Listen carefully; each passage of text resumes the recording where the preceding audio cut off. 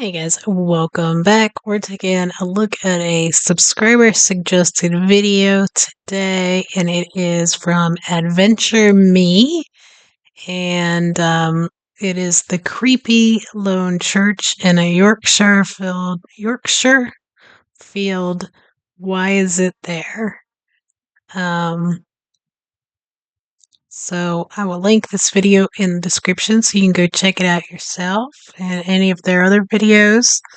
I also have links over to Patreon and how you can support the channel here on YouTube. But let's go ahead and get into it and check this out. This is a field, and this is a church, all alone and isolated in Yorkshire. But what's its story? Join me and we'll find out.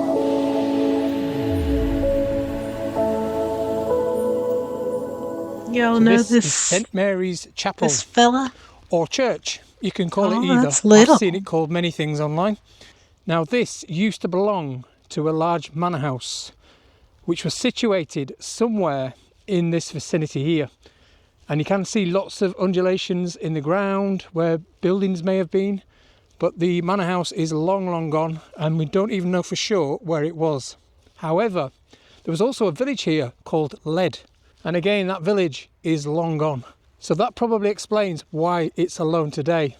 So it was an Anglican church and it was built sometime, we believe, in the 14th century.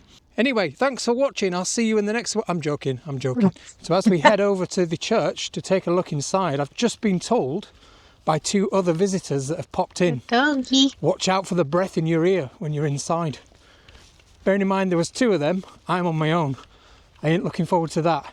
So the chapel or church was left abandoned for many years. It's in better condition than a lot of these. From neglect by a group of ramblers in the 1930s. And they actually nicknamed the church the Ramblers Church after them. I can just picture them now with their bobble hats on, absurdly tall walking sticks, packets of Werthers in their pockets and expensive mud-covered boots. That'll be me one day. Now the church has strong associations with Edward IV and his brother, future King Richard III. So if you'd like to know where it is literally just around the corner from a village called Saxton, which is in between Tadcaster and Aberford. And also just up the road is Towton, which is famous for a very, very bloody and medieval battle that took place right there during the War of the Roses. And it was between the Lankeys and the Yorkies. Spoiler alert. We won, haha! But we'll cover that in another video because I'm just heading over there shortly after this. Okay, so let's attempt to head inside. I am told it is open. Oh wow! Oh, it's in great condition. After what that guy just said to me, but just check this out. That door bang as well.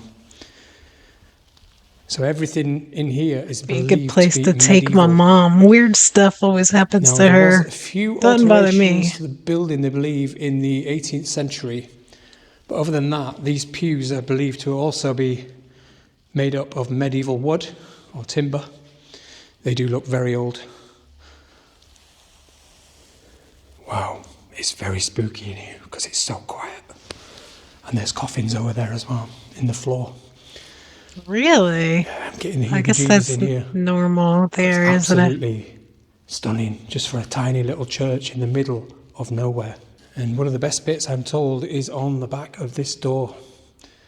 There is lots of inscriptions and writing, some dated from the 1100s and the 1700s. Bishop of all Whitby. When they did renovations on the church and little bits like that. This door apparently was recently restored as well. And it does look in really good nick.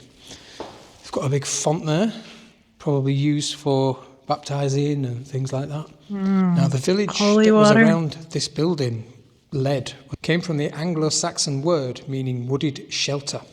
There's also some evidence of an older and a bigger chapel on the same site, which featured 2 stone coffins, which are still inside this one. And this building is actually Grade 2 listed.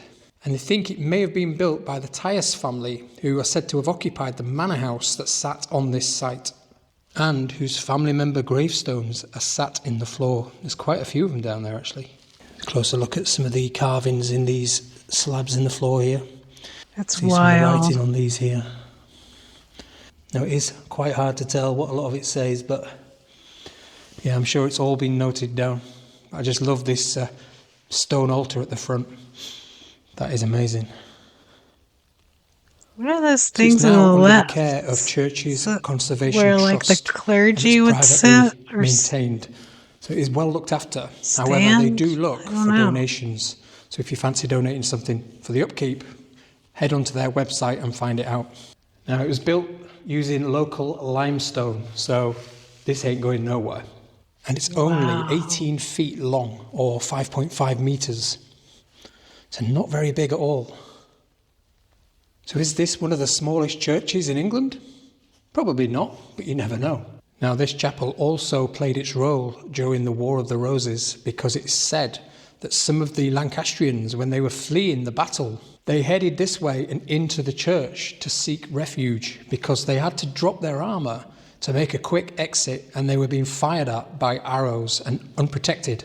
So here was a very safe bet for them.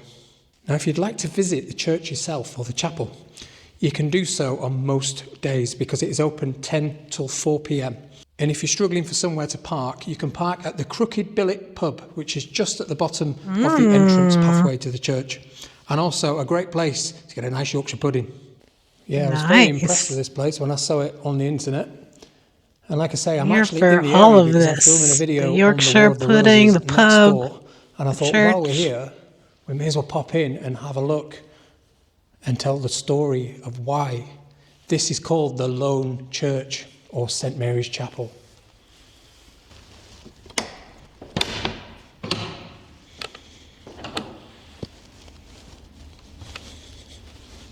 Now, I'm pleased to report I had no spooky sightings or spooky breaths in my ear. I'm so glad, because this video would be half finished. To get to the chapel, you have to cross over Cock Beck. Grow up. It famously flowed red during the War of the Roses due to all the blood spilled in the battle. And then you just take this path over the little bridge, through the little find a stile there, video on and the War of up the to the church, Roses. which is right in the middle of that field I've there. heard of it actually a lot Now, as with any lately, story, there's a lot more to be told. but I don't know. But I don't want to spoil everything. If you want to know more about it, head down and have a look yourself. Well, there we go. That was just a brief visit to St Mary's Chapel, or the Lone Church as it's also known. Please hype the video if you really enjoyed it. Drop a comment below, like, and also subscribe if you're not already subscribed. I'll see you in the next one. Bye for now. Very cool. I'm gonna go down and like the video, and I'm gonna subscribe. And I don't think I can hype on here. I have to do it on my phone. So if you guys are having issues hyping, I think you have to do it on your phone. But that was a great video. I enjoyed that. He's funny and he does a good job kind of telling the history of it all. I liked that. We'll have to check out some more of his videos. You guys should go check him out too. But that was good. That was a really good suggestion from you guys. I enjoyed it a lot.